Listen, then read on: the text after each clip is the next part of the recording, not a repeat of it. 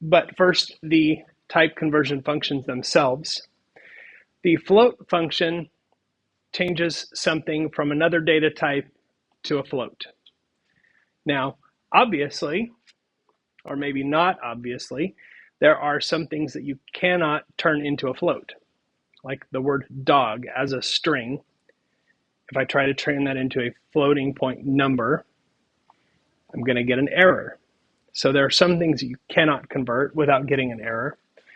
But sometimes you can convert a string to a float. For example, in this case, the string 3.500 can be converted into the float 3.5, or it'll probably contain those same, it retains those decimal places. So a floating point number can be created using float.